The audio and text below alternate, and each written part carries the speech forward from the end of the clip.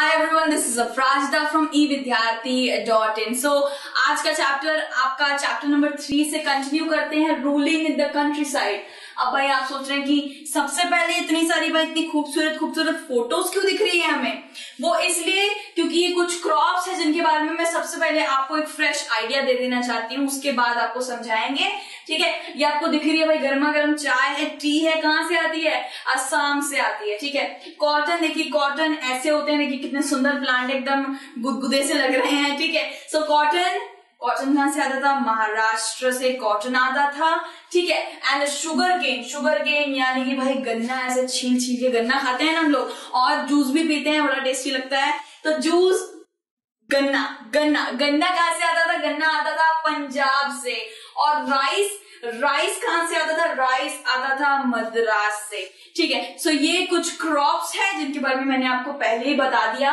अब चलते हैं हमारे टॉपिक की तरफ। टॉपिक है क्रॉप्स फॉर यूरोप। ठीक है, पहला पॉइंट है British force the cultivators to produce crops.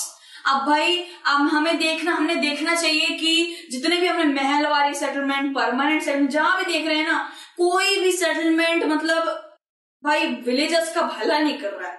कहीं ना कहीं कोई ना कोई दिक्कत, कोई ना कोई प्रॉब्लम आन खड़ी हो ही पड़ रही है भाई। और फिर क्या हो रहा था? फिर ब्रिटिशर्स को भाई एग्रीकल्चर तो चला के रखना है भाई। प्राइम जो होता है, प्राइम मेजर जो प्रोडक्शन था वो एग्रीकल्चर था, जिससे सबसे ज्यादा रेवेन्यू जाता था, जिससे सबसे ज्यादा इनकी जेबें भरती थी। अब वो बंद कैसे रह देंगे, वो बंद कैसे करके रख देंगे?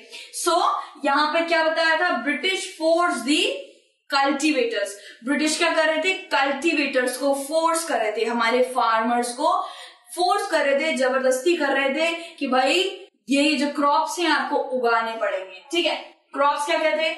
बंगाल में जूट था, असम में चाय थी, राइस मद्रास से था, और गन्ना पंजाब से था, और महाराष्ट्र से कॉटन था। ठीक है, along with Indigo and opium. अब भाई ये इंडिगो क्या होता है और ओपियम क्या होता है? तो ओपियम होता है अफीम। ठीक है, अब ओपियम जो वर्ड है ना, वो भाई पढ़ाई में थोड़ा अजीब सा लग रहा है। अफीम का कहां से बात आ गई, लेकिन इसमें कोई घबराने वाली बात नहीं है। अफीम की भी खेती होती है।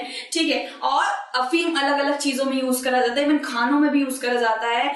आलू की सब्जी बनती है, लेकिन उसके अंदर जो अफीम एक पौधा होता है, वो बाहर का जो पत्ता होता है वो उससे मेडिकेशंस भी बनती है, और अंदर का जो बीज होता है वो खाने में भी डलता है, जिसे हम पॉपी सीड्स कहते हैं। सो अफीम के बारे में ज्यादा इस चैप्टर में नहीं है। Indigo is the prime objective of this chapter. अब आप देख सकते हैं बड़ा खूबसूरत सा एक पैटर्न बना हुआ है। देखिए कितना खूबसूरत सा एक पैटर्न है। और ये कलर क्या है भाई? कलर है डार्क ब्लू। आपको डार्क ब्लू कहना है, रॉयल ब्लू कहना है, कह सकते हैं, लेकिन जो कलर है ना, जो डाई है ना, उसको कहते हैं इंडिगो। जो कहां से आता है? इंडिगो प्लांट से आता है। ठीक है, इंडिगो प्लांट से ये पूरा जो कलर है वो आता है। ठीक है, सो इंडिगो भी उगाने के लिए कह रहे थे। ठीक है, अब इसी के साथ एक छोटा सा एक और टॉपिक मिला हुआ है भाई, इसको भी जल्दी से करते हैं। Does colour have a history? भाई ये जो इंडिगो दिख रहा है ना आपको पीछे, क्या इसका कुछ कलर वलर भी है? मतलब कलर तो है, मतलब हिस्ट्री है क्या? कोई इतिहास है क्या? ये इतना इंपॉर्टेंट है? जी हाँ, बहुत इंपॉर्टेंट है। तो चलिए, इसका पहला पॉइंट होता है blue die from Indigo plant cultivated in India, manufactured in Britain, biggest supplier in the world. इसके बारे में थोड़ा करते हैं कि जो इंडिगो था, जैसे मैंने आपको बता दिया, जो ब्लू डाई होता है, ये देखिए ब्लू डाई है, और इसका पौधा है। ठीक है, इसका प्लांट कह सकते हैं आप। ये इससे निकलता है भाई, बहुत ही पक्का रंग होता है, बहुत ही ज्यादा वाइब्रेंट एंड बहुत ज्यादा डार्क कलर होता है। इससे कपड़े भाई डाई किए जाते हैं। और सबसे पहले आपको ये जान के रखना है कि इंडिगो भी सबसे ज्यादा इंडिया में ही उगाया जाता था, और इंडिया से ही जाया करता था बाकी देशों में। ठीक है, so biggest whole in the world, एक सप्लायर जो था ना पूरे होल वर्ल्ड में, सबसे बड़ा सप्लायर था इंडिया।